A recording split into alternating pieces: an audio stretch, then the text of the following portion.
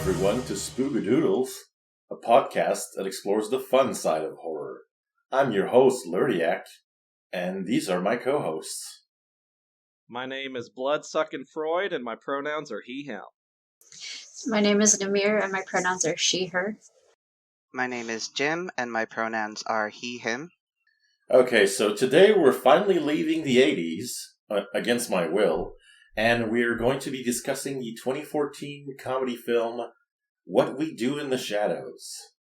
Now, this is a faux documentary movie, and it's about four vampires sharing an apartment in New Zealand, I believe. Or is it Australia? It's New Zealand. I I think New it's Zealand. Wellington. Actually, they filmed in the city. Wellington. Yeah. Also, Right. it's a flat, Tight. you yank. Yeah. So, as I said, this is a comedy film, but it does have some pretty significant gore, and it treats the vampire lore relatively seriously. So, it's if you've never seen it, it's very funny, and we're just gonna go through what happens in it, because even though it's a very slice of life and day in the life of, there is a plot through line that is very strong, even though it's not it's not the biggest focus of the movie. It's quite strong. Basically, during the events of the vampires trying to feed on some guests that one of their familiars brought, the oldest vampire, a Nosferatu type who lives in the basement, decides to turn one of the victims into a new vampire instead of just eating him.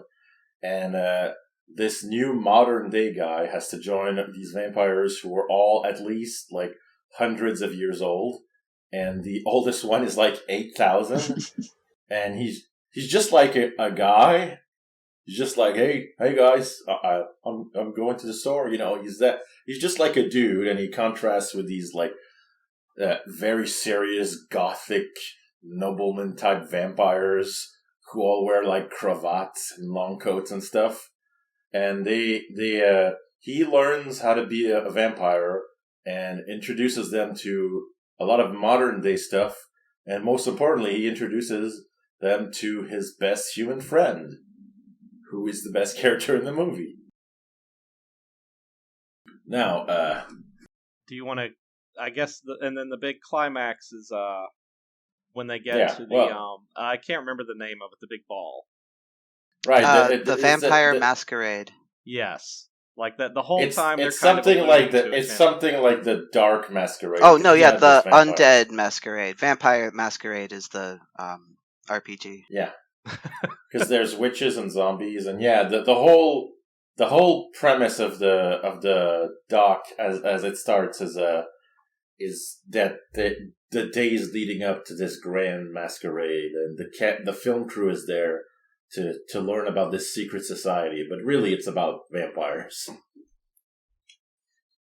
The secret societies, like I said, this is a faux. How do you say faux mockumentary? Is it that the term, mockumentary? There's like mockumentary, or I think sometimes if you want to be weird, you could say like faux documentary and do like a French. It's like Office style, like all interviews. Yeah, exactly. There's a lot of handheld shots and people doing confessionals to the camera. There's a lot of scenes of Taika Waititi turning and looking at the camera and doing like a smug little smile. And he's doing the Jim face. Yes. And, the camera crew is acknowledged in many scenes, like people asking why the hell you have a camera crew, which was always kind of funny. And there's a lot of a handheld, free-flowing movement, but it's still very cinematically shot at times.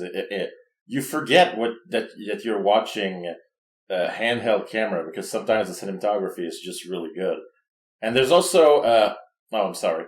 I was gonna say it's very judicious too, and this is gonna get into talking about how comedy works, which I don't know how entertaining that is, but it's very judicious about acknowledging the fact that there's a camera crew. Like, it does it at the beginning, and then it kind of waits until you forget about it, and then does a little joke, and it waits until you forget about it, does a little joke, and then of course there's the punchline and the big climax at the end with what happens to a cameraman. But Yeah, it's very interesting with kind of how they play that reality TV and making sure to time jokes on it properly.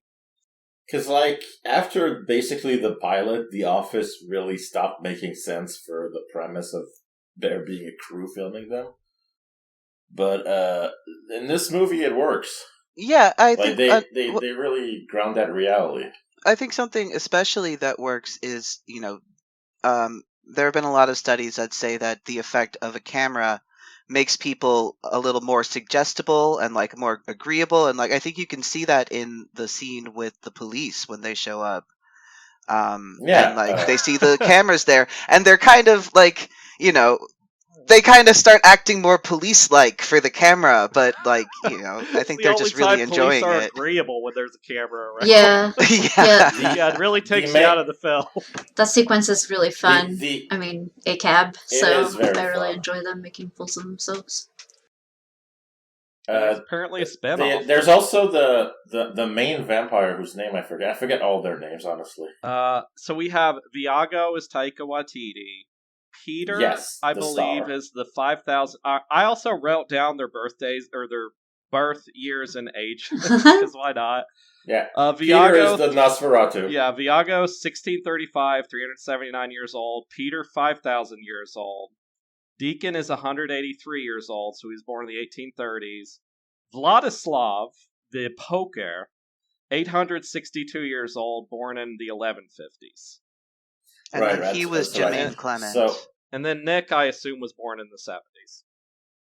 So I've already re-forgotten their names, but Taika Waititi is very noticeably, his character is very noticeably playing to look good in front of the camera crew a lot of the time in the movie, which is part of his personality. He's kind of a prissy, wants to make a good impression kind of guy, and I think that attitude that he has of trying to look good for the camera is quite funny, even when nothing hilarious is happening. And like seeing him like try to get the attention of the camera or trying to look more important than he really is in front of the camera is very funny, because it's just like a funny mannerism.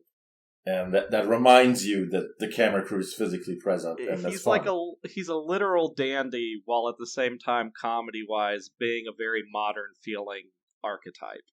Where you're like, I know. Yeah, well, exactly. In a lot of ways, even though he's a very funny character, he's pretty close to the straight man for a lot of scenes, because he's the one who wants, well, first of all, he wants to look good for a camera crew, but he's also the one who wants, like, the vampire group to sort of modernize a bit, and like he doesn't want to, like, he's not as confrontational as they are, so like he plays the straight man to the others when they're more eccentric. You have to imagine he had to be the one to agree to bring the camera people in, and you have to imagine that conversation was weeks of, and then we eat them. Yes, he's like, no, you don't eat them, but then we eat them. But yeah, so this movie has a lot of very funny scenes and very funny lines. One of the funniest lines is early on when they go visit Peter in the basement, and he sleeps in a stone coffin and very rarely comes out. He tells them, "Oh, we're going to have a flat meeting in 20 minutes. Do you want to join?" And Peter just like closes his coffin, and he says, like, maybe you could clean up some of these skeletons on the ground, because it's kind of a mess. Oh yeah, I caught that too. And the way he says skeletons just makes me laugh so much. And that scene actually makes all of the like later scenes with Peter even funnier, because it turns like Peter seems like really like scary vampire in that scene, but then as you see him later on, no, he just doesn't like Viago. Like, he's kind of cool with everybody else. Well, he's also like a guy who likes his privacy. They play and he's old, lot. So he sleeps a lot. They play a lot in the beginning. There are multiple what would be in another movie jump scares. Like, when he opens up the door to Vladislav the Poker, his door, it's him doing kind of that weird, I think Francis Ford Coppola Dracula thing where he's like having sex with a bunch of blankets around him or something, and then he closes the door. Yeah, that scene is a visual. Yeah, one of many visual references to Francis Ford Coppola's Dracula. Like, there's a little bit of a sound sting, and in another movie that would be a jump scare. When he opens up the door to Peter's coffin and Peter opens his eyes, like, it'd be a little bit of a jump scare, but just it just says something. It's such a comedic tone throughout, even though you get a little surprise. You're more like, oh, ha ha ha, rather than, whoa. Even though all 4 of the older vampires are very old-fashioned, and the 3 main ones that we see are quite, they're very much archetypes of what you'd expect a vampire in a 90s movie to be. They all have very distinct and extremely well-defined personalities, and they have really funny, like, dynamic between them. Like, the Polker, as he calls himself, is basically a Vlad the Impaler type who has completely lost his mojo after, well, this is a bit of a spoiler, but basically after a nasty divorce. Divorce or breakup. I don't know if they were married under God's eyes, Lerniak. That's true, but yeah, he's a guy who used to like conquer the known world, and now he just like sits in his basement and has arguments with his roommates. He does have very supreme divorced guy energy. Like, if he was an American vampire, family court would be a big part of his character. Right. Well, a lot of the gags in this movie are the superposition of the majesty and terrifying presence of a vampire and the mundane foibles of living with a bunch of dudes in an apartment or a condo or whatever it is. And like they have, as I said, they have a flat meeting about doing the dishes very early on. Vladislav, Deacon, vampires don't do dishes. Yeah, but like they're covered in blood. Yeah, and he's like, "Oh, go for it." Put some newspapers down. I thought you were going to be like, someone's got to clean these bloody dishes. Then it pans over and they are actually bloody dishes. Yeah, they really missed out on that pun there. You're right. Yeah, they did it. No, they did say that.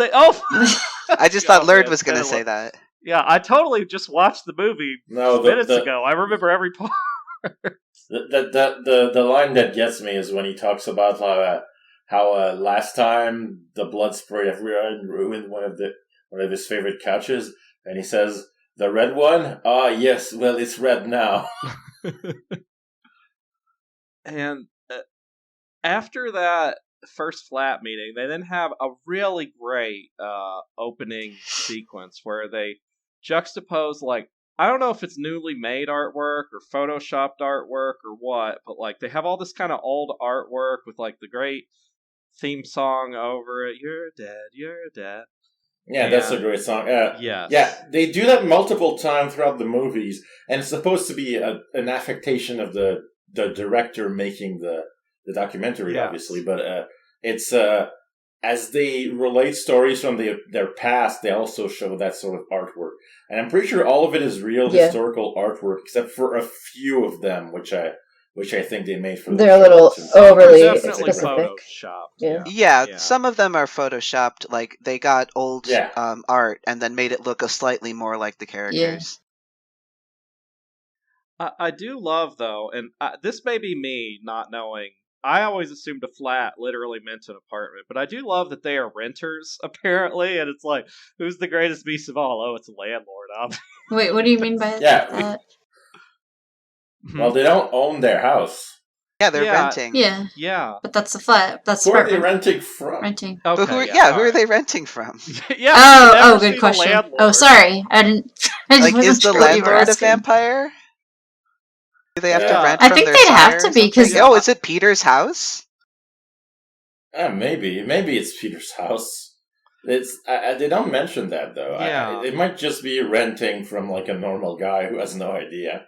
Maybe that was a cut scene. Yeah, there's maybe that was a cut scene of the landlord showing For it as a up. It's point, like, they'd have a hard they've time been talking to complaining. them because they'd be up during the day, vampires during the night. Can't really. They probably get Jackie to do it. They mention neighbors, so there's a little bit of a callback to episode right. 1 of the Scream Street podcast, spook-a-doodles. True. Of like with Fright Night, where there was concern about neighbors, but yeah, there's no real economic stuff in this. It's very just down one-to-one relational stuff. Mm-hmm. I mean, they're vampires. You can hand wave away. They have money because they're old. They have money, but who can afford these prices? I really do like the use of old historical artwork and a few Photoshop ones. Every time somebody's relating something from their past, or when they show the opening sequence and all that, because not only does it feel like something that would be in a real documentary about the subject matter, it also like gives a sense of importance. Because yes, this is a silly comedy, but it's still talking about things that have been in human mythology for a really long time, and it gives like this sense of slight importance to the movie that makes it feel more, more meaningful, because it's not just a goofy comedy. They're treating the subject matter for jokes, but they're still taking it very seriously with all the visual homages they do. They do multiple references to other vampire movies. They have some pretty darn good special effects. Not a lot, but when they do happen, they're pretty good. They have a couple... There's a scene of them flying, which is just great. Yes. As they chase the guy down the hallway. They have a couple of those old references, like Vlad, when they're showing a picture of him, it's him with like full-on facial hair and goatee, and he was like, yeah, I was 16 at the time. And then he just kind of adds as an aside, like, yeah, people grew up faster back then. And then, of course, Deacon, who was literally a Nazi vampire, and you see like this recreation documentary footage of him, being studied and so on. And then he's like, yeah, after World War II, if you were a Nazi, no good. If you were a vampire, no good. But if you were a Nazi vampire, I had to leave. I like the implication, too, that he was just doing it because it's a way to get easy meals. Yes. Yeah, he didn't really seem to care what Nazis were or anything Very like that. amoral. Yeah, there's no real discussion of the morality of killing or anything like that in this movie. It's just not even addressed. Like, it's the total opposite of the Anne Rice stuff where people agonize over it. It's just like, no, we're vampires, we kill people, that's it.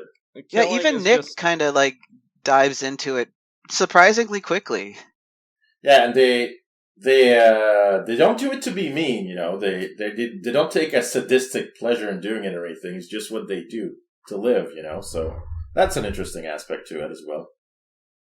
So, kind of the next part after like the flat meeting and introductions, there's they show their nightlife, and I wanted to ask, because I know fuck all about fashion, but they have this great sequence of them trying on all these different clothes and like fashions from a couple decades ago all the way to the fashions from like probably centuries ago.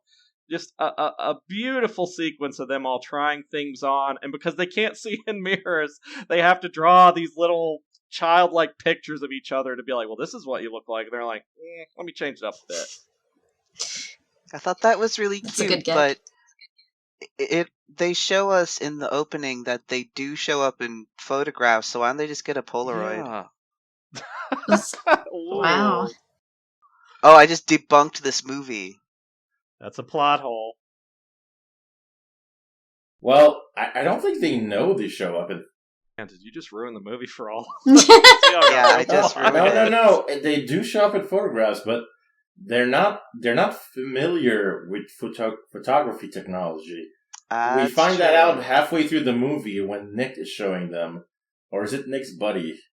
And he's showing them like pictures that he takes of them. They're like, "Oh, that's what I look like." And it's like they know the technology's out there, but they haven't really familiarized themselves with it. As Vladislav says, I think, am I getting their names wrong? Vladislav is the bow of the beast. Deacon is the youngest. Peter is Taika Waititi. No, Viago is Taika Waititi. No, sorry. Viago is Taika Waititi. Peter is the oldest. Viago says, and when you're a vampire, a couple of decades can go by, you don't really notice, and technology really marches on without you. And, there's a great scene where they watch a sunset on a computer screen, and it's just a brief moment, but it's, adorable. Because, they're fucking vampires. They can't look at sunsets. Aww. And, of course, that's also a reference to Interview with the Vampire, where he sees the sunset on this gigantic, beautiful screen, and he sheds a single tear. And here they see it on this tiny laptop screen. There's a beautiful Jonathan Colton song about a vampire that basically falls in love with the sun and really wants to see it, and also kind of has a death wish. So it's dark, as a lot of Joko songs are. Yeah. You should make a song about this movie. to the photograph thing, and this is also getting to they don't linger on the fact it's a documentary. I'm guessing it's the photographers found those photos in files. They probably have researched this and found them and put them in. The same thing, for Deacon, they probably were. He's like, yeah, I was a Nazi vampire. And they're like, yeah, we saw the footage. He's like, footage? They're like, oh, don't worry about it. Yeah, I love that you have Hitler giving the speech about, with my army of Nazi vampires. Yeah. And it's just, that's just the thing that happened. That betrays the fascination. Do people know vampires are real in this world or not? Waititi of Hitler. Yeah. Yeah, and there were actual, the Nazis did research the occult, and if you read Hellboy, you will see tons of Nazi vampires. Yeah, you read your history and you'll see it. City of Heroes had a lot of them. Well, they were evil. Kind of it's if you want an evil character that's even more evil, it's a Nazi vampire. That's how you do it. Yeah. And Nazi zombies are the best, Blood though. Is a Marvel Comics Nazi zombie, and I fucking love that character. He's literally a baron, and he's a vampire, but for some reason he also dresses up like a bat. Because I guess that's what supervillains do. Dead Snow is the best for that. Oh, yeah. We're going to have to talk about Dead Snow sometime. Oh, yeah. At least Dead Snow 2. Dead Snow 2 is the best. So at the party, they do have the vampire rule. You have to be welcome into a house. So we are establishing a little bit of lore. We don't see crosses or garlic at all in this movie that I know of or remember. There's a couple crucifixes, especially later on a certain character. There is the silver. I do know that silver works because there's that very kind of sweet and funny and sad scene. And it's this I think is a skill of Taika Waititi, where he is very good at balancing balancing sweet, sad, and funny all at the same time. It's your perfect blend of sweet, sour umami.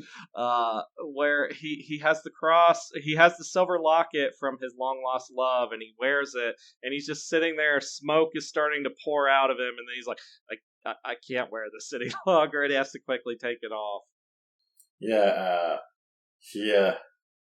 he mentions that his true love remarried because he got shipped on the wrong shipping route on a boat, and he got there 18 months later. They paid incorrect postage. And by that time, she had married, and but he thought she looked so happy that he didn't want to kill her husband and destroy her happiness, which is an adorable sentiment for a little vampire guy. Yeah, because you don't usually see vampires that are just romantic. They're usually also dark and evil and all that, but you never just see a goofy in love vampire like that. He's a great actor, even though I love him as a director. He's great in this role, and he has a lot of small roles in other works, especially James Gunn movies. And he's great in all of them. He plays Ratcatcher's dad in that Suicide Squad movie. he was the best part of that horrible movie Free Guy by a lot. Like, he plays a villainous CEO in that, and he's amazing in the role. The rest of the movie is not so good, though. Don't watch Free Guy. Thor Ragnarok. Oh, yes, Yeah, Thor he's great in Ragnarok is that. such a great part. Oh yeah, that was really good. So when they're going out to go party, you kind of see their nightlife. You see a few other vampires. You get a little tinge of the Swedish vampire movie of the little girl vampire. Right, let the right one in. Yeah, let the right one in. Yeah, you get a little bit of that with the two girls who are both vampires, and they're stuck there, which we can talk about later. What's going on with vampires? Well, that's also an interview with the vampire with Kristen Dunst's character. Yeah, where they kill sex pests, creeps. Are you gonna kill some pedophiles later? Yeah. Yeah, and they have the other lady who's just like hanging out with some guy. She's drained of blood, and she's just like, "Oh, hey, what's up?" Yeah, just in broad public. Like, she's like, "Oh, I've been draining him all night. He's gone."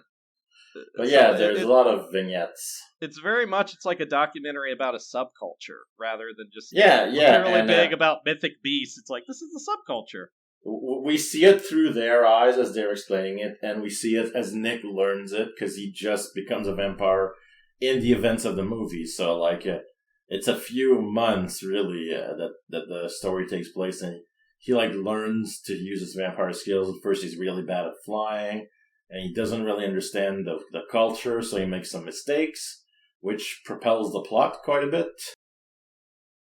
Yeah, so basically, introducing Nick the Vampire, we have Deacon. Interestingly, the youngest one of them has a familiar. Deacon's familiar, I cannot remember her name. Anybody have? Jackie. Yes, Jackie. She's a married woman in her, has kids. She's in her 30s or 40s. And as Vampire's familiar, it's basically kind of like just being a slave almost, where she just does whatever he says. And they're like, we want you to bring some virgins to us. And so she finds some people, including calling up former high school bullies of hers to bring over to their house to kill. And then we get an incredible dinner scene. Well, did you see where she tests them? She's like, "Do you remember me? Do you remember what you did to me?" Yeah. Yeah. And she explains that she can't feed people that she actually likes to use to the vampires because then they die. So it seems like you do have to be pretty vindictive to be a familiar. Yeah, it's like maybe it's you have a chance to apologize if you want to, but beg for mercy. Because right now she doesn't know she's in danger. Yeah, I'll quickly talk about the show here. This movie spawned an American-produced show, which is sadly not quite as good as the movie, but still very entertaining. I think it's better, honestly. Oh, I disagree, but they're both good. I love they go into familiar subculture. The girl from Booksmart.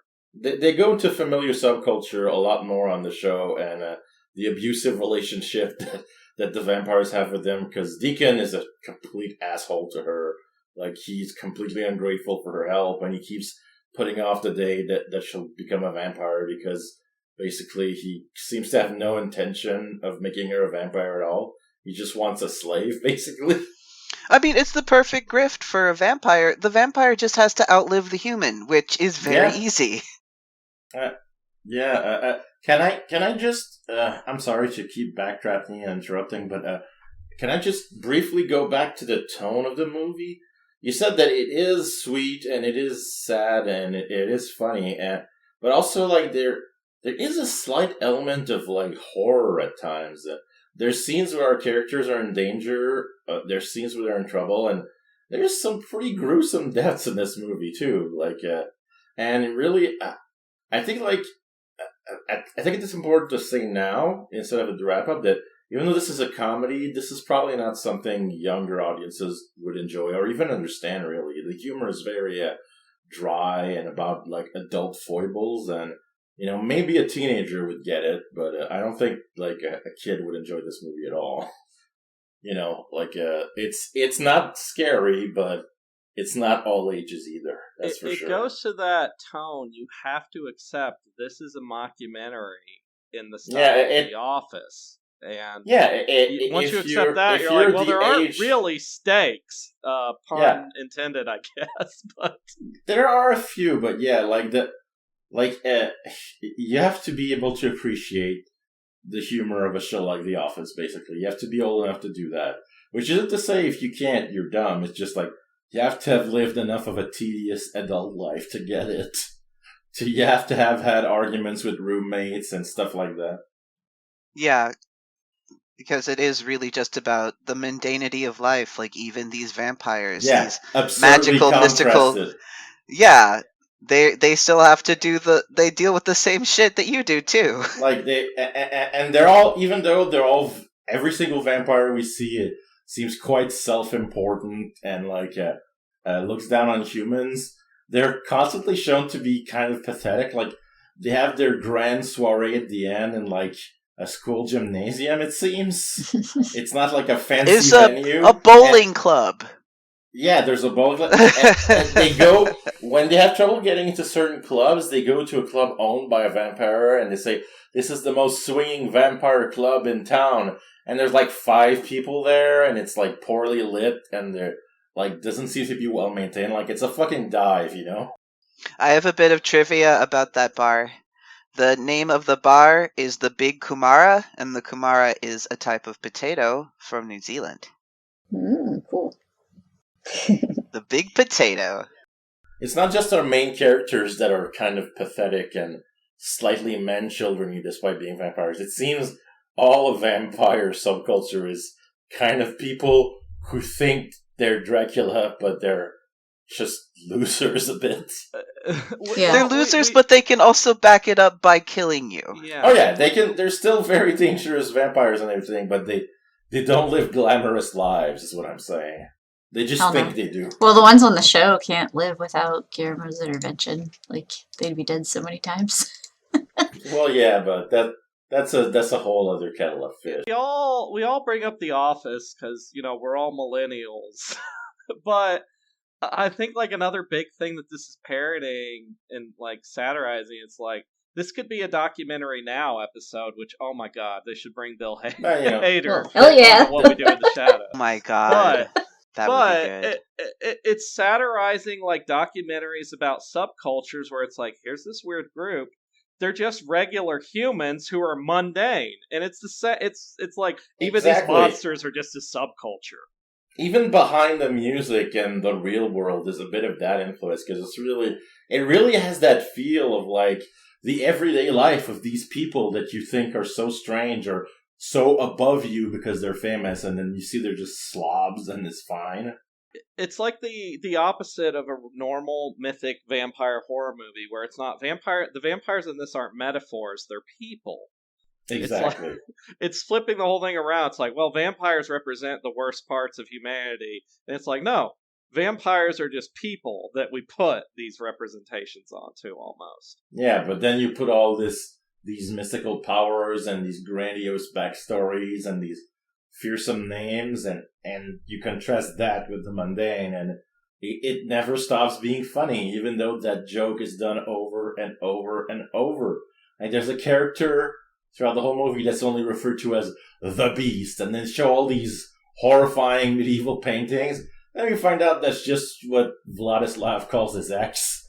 Just a lady. That is a great reveal. Marge Simpson kind of incredible, too, because if you look at the old photos, it's him, it looks like he's wrestling with this great beast, and then as you look on it, it's oh no, they're fucking in that, old artwork. That is very obviously fucking. Yeah, but we could spend basically the whole episode restating jokes from the movie over and over. Really, it's more the tone and the timing than the writing that's funny. I feel like a lot of the jokes might have been improvised, but it works. Oh yeah. Most of this movie was improvised. There's actually a shitload of footage that they cut because they just didn't have the time for it. I have strong opinions about improv and comedy films. and most of it is very negative. But for this format, riffing and fucking around is perfect for a slice of life. We're just showing a day in the life of these people. They kind of they are structure. playing they are playing their characters, and they're playing their characters riffing for a camera. It's always they're always aware of the camera. And they're trying to say cool things. There's always that second layer. So even if an improv doesn't quite work, it kind of feels like it's the character that tried to do an improv and it didn't work.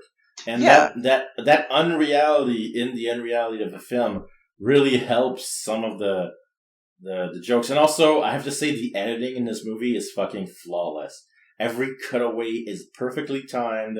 All the edits and the effects that they use feel genuinely like a mid-budget like TV documentary. Like they don't quite have the budget to do it as nice as they'd like. Yeah, I think that's the comedic timing, since it's probably Taika Waititi or Jermaine Clement that does it. Yeah, absolutely. But yeah, that comedic timing is resting a lot on the shoulders of that editing, and the editing is perfect. It's like you said before about like how the cinematography is so good. Like the camera has a great momentum, and it keeps up with the characters. Yeah, and not in a nauseating way. Like sometimes when you see handheld stuff, they're like zooming in or like leaning to the side for no reason and to remind you that it's handheld.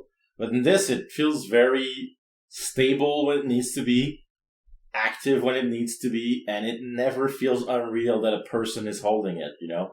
Like there's a chase scene and there's amazing dynamic camera angles in that, but they all seem like something that's possible by just a guy who happens to be there filming it well, you know?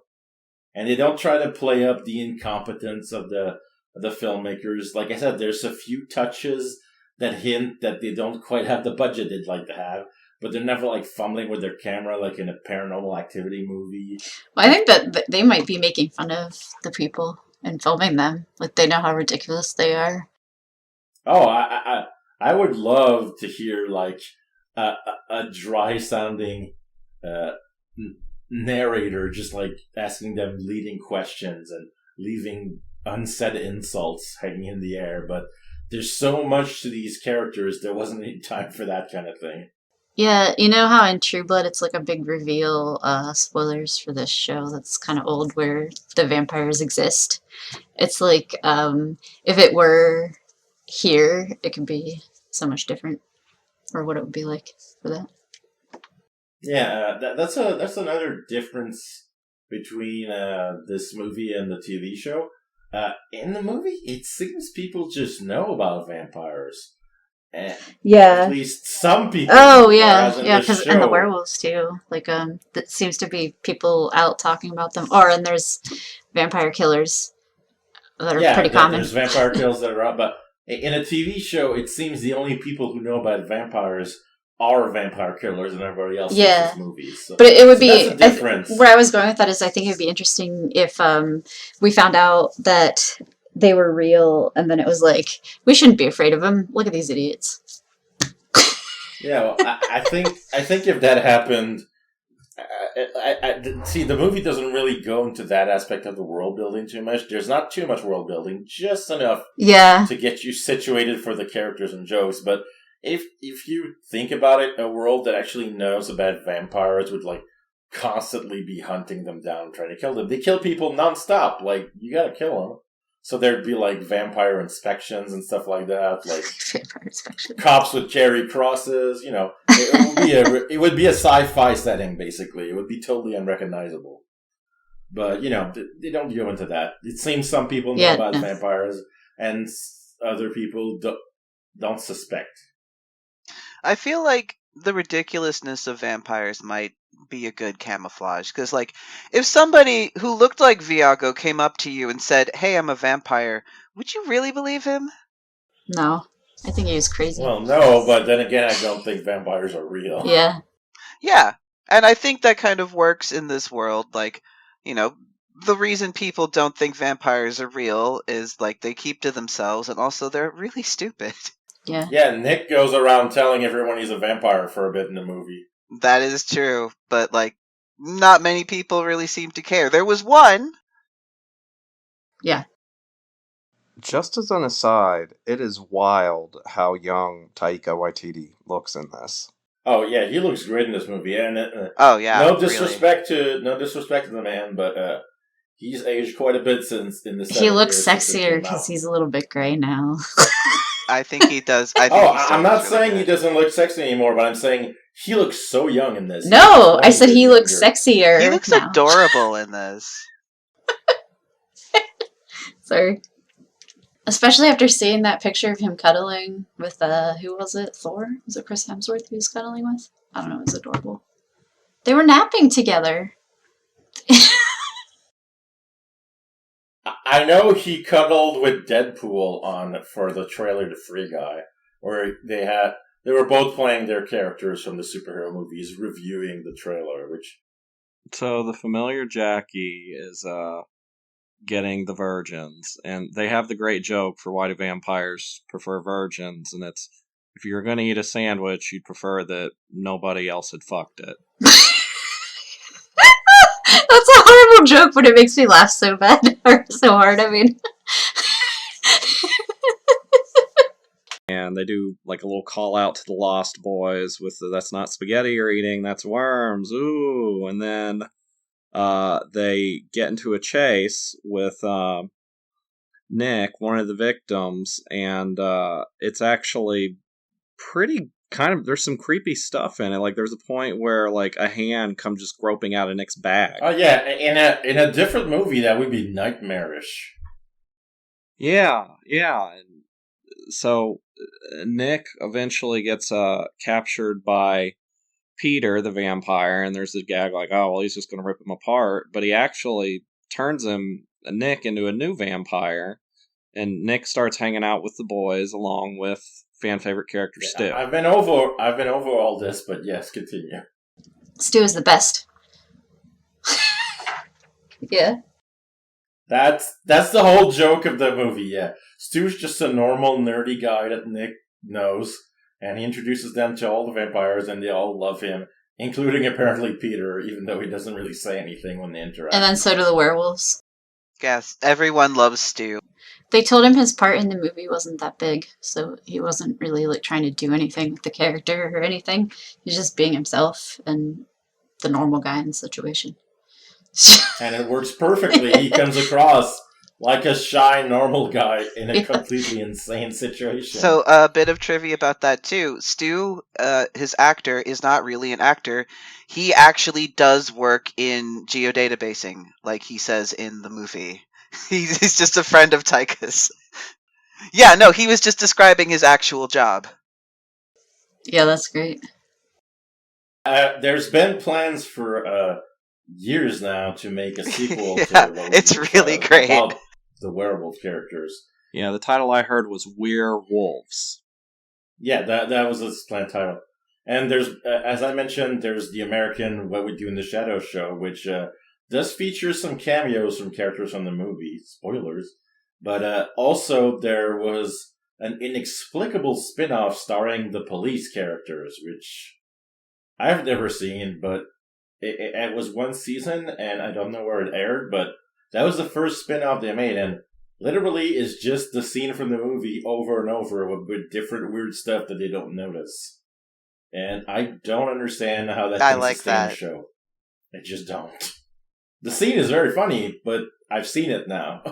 So Stu kind of introducing the boys to technology leads to what I think is one of the most perfect kind of little jokes, but it's one, that's incredibly dated. He shows Vladislav how to use Facebook, and Vladislav finds a woman on there who he wants to be friends with, and then Stu is like, well, do you want to poke her? Which was the old Facebook feature, and Stu gets this great grin on his face, but only millennials will get that joke. Yeah, it feels like the dating on that, as much as I like it, it's like a stake to my heart, because I can feel my old bones crumbling to ash. That is probably the one thing that's gonna date this movie in like they're 10, already 20 using years. pretty old technology, like in terms of computers and so on. Like the movie's 2014, but the tech is like 2000s early. I mean, I guess if you had to get a computer really quickly for some vampires, you're not going to get them like the top of the line shit. They don't know. This is magic to them. Like the cell phones that they had, like, there were much better I cell need, I need phones to at that mention time. briefly a side gag where Stu is teaching Viago karate, and Viago he's not taking it too seriously, and then he does a flying bicycle kick exactly like the Liu Kang from Mortal Kombat. But of course, he's using his flying powers, so he's not really doing karate. But I love that it's a Mortal Kombat reference as well as just him being a goofball. We probably shouldn't go too far into the plot because even though the plot is not the interesting part of this movie for the most part, it is an affecting plot that does affect the characters, and the characters are really why you're there to see the movie. But so instead of just going through the rest of the plot, I think we should talk about. Well, Freud had a theory once again about the themes of the movie. Okay, Eric Erickson's stages of psychosocial development. Okay, so I'll add first a caveat. These are very, cishet normative psychological theories, as a lot of mid-century Western stuff was. But so Eric Erickson's theories of development, the idea is as we grow in age from infancy to senior citizenhood, end of life, we go through these various stages, and each of them are kind of divided into age groups based on the crises. So, for example, in stage 1, in your beginning years of infancy, you have trust versus mistrust. This idea of whether you can trust your primary parent figures to actually take care of you, whether the world is safe or not. So I was thinking with this idea, vampires effectively being reborn into unlife, that I sort of recognize some of these stages of development within the vampires. Like that as they are going through, reckoning with their immortality and reckoning with, what that means, that they're also kind of reflecting these stages of development and these moral crises that they face as they figure out who they are. So one of the first examples that occurred to me was you have this stage 6 stage of development where it's intimacy versus isolation. Finding romance or not. And who do y'all think that could be? Well, Viago, obviously. Yeah. He has a romantic subplot. Yeah, so by the end of the film, Iago has found his age gap lover. She's 82 and he's much older. So he turns her into a vampire and they begin a relationship together. So that's actually, Viago has succeeded at this crisis of intimacy versus isolation. So then you contrast with Vladislav, who's also in the same stage, but has become hung up on his ex, the Beast, and he has not succeeded at this crisis yet. Well, in a very literal sense, he does, because he braves going to the ball, and he wanted to stay home and just literally be isolated. And then he has the courage to show up and confront his ex. Things aren't resolved with her, but at least he faces her, So I don't think he's fully resolved it. Yeah, but he's definitely taking a step. I mean, it could also be, too, that everybody confronts isolation by befriending Stu. Oh man, I would watch the hell out of a show about a psychotherapist who only has monster clients. That would be a great show. Well, I think identity versus role confusion can be partially applied to Nick. And it's appropriate because it's a teenage attitude. And at first he doesn't understand who these people are. Then he gets turned into a vampire by Peter. And at first he's kind of awkward about it. Then he gets really into it. Then he kind of fucks up and loses the trust of his flatmates. And, and he sees all the downsides of being a vampire and he becomes quite sullen about it. Like, he tries to eat a fry and just barfs up a ton of blood. And, all these other things. I think, too, I like that. I think you can make an argument, too, for initiative versus guilt. Because the initiative is kind of the fucking around parts as he's embracing the vampire lifestyle, and then the guilt is a little bit of kind of the finding out. Oh my god, I have to drink blood, but also I got my friends hurt. And in particular, I hurt those who should care about me the most. I guess that's true, but at the end of the movie, Nick has not exactly severed ties with them, but he's moved on from being just like their follower, and he seems to be living on his own and has his own vampire buddy because he turns Jackie into a vampire. So I think he's the one who chose his identity. Now he's no longer dependent on them. He had role confusion because, well, I guess I'm a vampire now, I'm going to follow these guys, and he doesn't like being a vampire. Then he gets exiled, and then he's fine on his own. And I think that's the conclusion to the role confusion. He found his identity, so he went through that arc. Just that, like, they did have to kick him out. They did have to, like, tell him, okay, look, you have to go because you're fucking up, like, our lives. Because I don't know if we've mentioned it yet, but when Nick's going around telling everybody he's a vampire, one guy in a bar he tells that to is like, oh, well, I'm a vampire hunter. And, like, Nick just, laughs it off. It turns out that guy actually was a vampire hunter. And attacks Peter. Peter defends himself, but gets killed by sunlight from the broken window. And they lost their buddy. And Deacon lost his father, in a sense. Yeah, Nick takes it quite in stride. And we actually jump ahead, like, quite a bit. Yeah, he talks a bit about the physical transformation, but in a flashback. But that's it. Like, we don't see him, like, learning the ropes, really. He's pretty established as a vampire when we see him again after Peter bites him. So, all that initial, like, how to be a vampire stuff is, glossed over quite a bit. Oh, no, I just had a bit of trivia, again. Because I really like this. I've seen this movie, like, I don't know how many times, but in some of the cut footage, they actually had a funeral for Peter, and I am really upset that they're not showing it to us. That reminds me of this. This is going to get cut from the podcast, but that reminds me of The Dark Crystal, which also has a funeral scene for the Emperor, which is fucking amazing. It's the best thing about the movie, and it's not in the movie. It's a whole Skeksis funeral rite, and, like, it gives their culture so much more personality than anything else they do in the movie. It's so elaborate and weird. You should look it up. The footage quality is not great. Yeah, they cut it.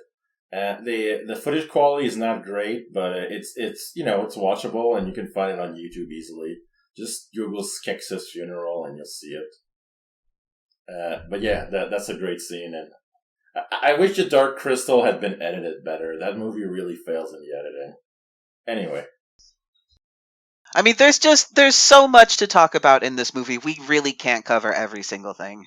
We should not to cover everything, because if anybody listening hasn't seen this movie, they should watch this movie. It's a 10 out of 10. It's, once again, not very scary, but, you gotta be old enough to remember AOL Instant Messenger, I think, to appreciate it.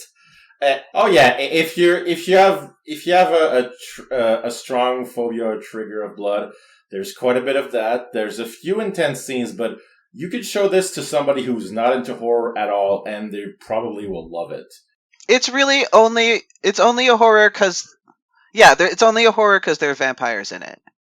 I do think this is one that you could show to just a totally non-horror person, and almost all of them would like it.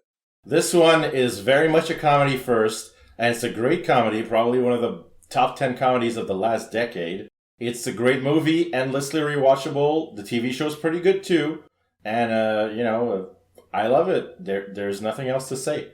Except, if you haven't seen this movie, shame, shame, shame.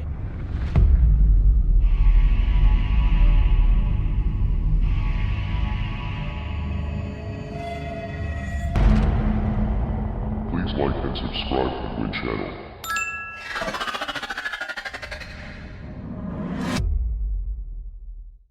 Spook-a-doodles was made possible thanks to generous patrons like Adhesion, PTS, Christopher Smith, Church, Clayton Scholler, Count Trashula, Jetpack Jesus, Joe Nothing Art, John Gonzalez, Lauren S., Madman, Michael Kickin' Rad Corliss, MZ, Stephen Tyndall, Vincent Modica, Choco 1980, Flavor Fibe, Freud, Graventy, Cat Miller, Leah, M. Sinistrari, Mike Dunn, P. Coffee, and Sinister C.